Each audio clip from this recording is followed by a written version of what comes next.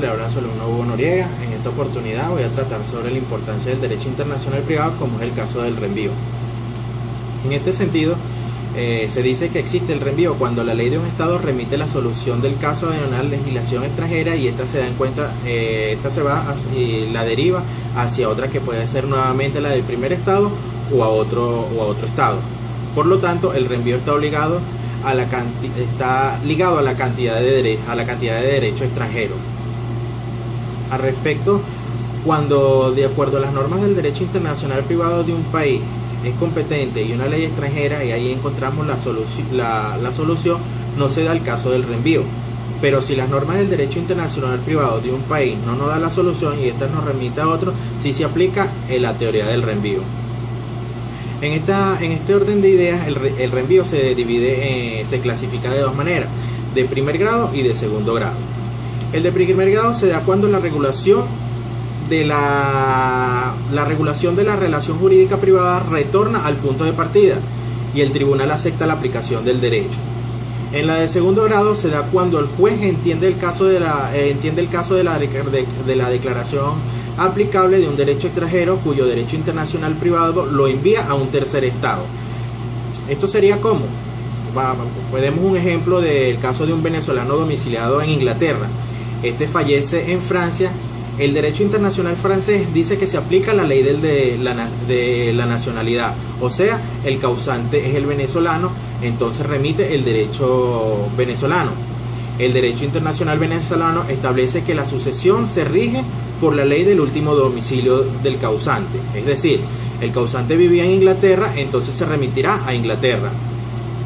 También puede suceder que ninguno de estos derechos internacionales privados declarados aplicables quiera aplicar el derecho interno. Entonces, en este caso, la denegación lo reenvía al primer estado. Entonces, para que este se dé reenvío, deben existir ordenamientos jurídicos que tengan normas del derecho internacional privado, que en el punto de conexión sean distintos y que se dé la teoría de la referencia máxima. Por otra parte, el problema de la clasificación es uno de los problemas más difíciles y complejos del derecho internacional privado, por cuanto calificar es determinar la naturaleza jurídica de la relación para incluir las categorías jurídicas de la lex fori. Es por ello que para el derecho internacional privado, la calificación solo es un problema si se está frente a un conflicto de calificación. La ley del derecho internacional privado aporta sencilla y útil aproximación al problema. La solución no es principista. En este sentido, el artículo 2 de esta ley menciona y presenta los elementos para su discusión, utilizando tales efectos la noción de los objetivos de las normas venezolanas en el conflicto. El artículo 2 dice que el derecho extranjero que resulte competente se aplicará de acuerdo a los principios que rijan el país extranjero respectivo y de manera que se realicen los objetivos perseguidos por las normas venezolanas del conflicto. Al respecto, la doctrina venezolana considera que esta disposición no regula el problema de la calificación. No obstante, es indiscutible que la ley del derecho internacional privado continúe la norma sobre el problema de las calificaciones en el artículo procedente, independientemente de cuál sea y cuál pueda hacerla. Esta es una conclusión que se infiere de la referencia hecha al problema de las calificaciones de las exposiciones de motivos de la ley del derecho internacional privado. Por ende, la calificación conforme a la ley FORI debe hacerse conforme a las categorías del sistema jurídico del juez que conoce la causa. Mientras no se realice el proceso de calificación conforme a la ley FORI, no se conoce ninguna ley extranjera en particular según cuál pudiera calificarse. Ello por cuanto la determinación de la misma ley extranjera, lex causa, sugiera solo después la conocida en la norma de conflicto que deba aplicarse, para la cual es independiente calificar. Por otro lado, la calificación conforme a la lex causa debe hacerse conforme a las categorías del sistema jurídico al cual pertenece la ley que va a regir en definitiva el fondo del asunto.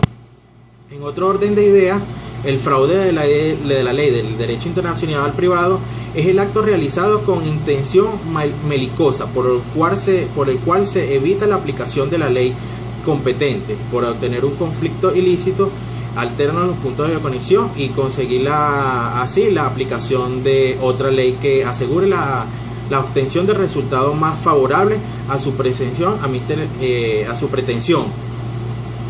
la existencia de actos que representan el texto legal, pues, pero eluden su aplicación y controvierten la finalidad. La intención de quien realiza el acto doloso pueda viola la ley persiguiendo un propósito ilícito. Esta institución negativa del derecho internacional privado permite rechazar el derecho extranjero cuando se comprueba la intención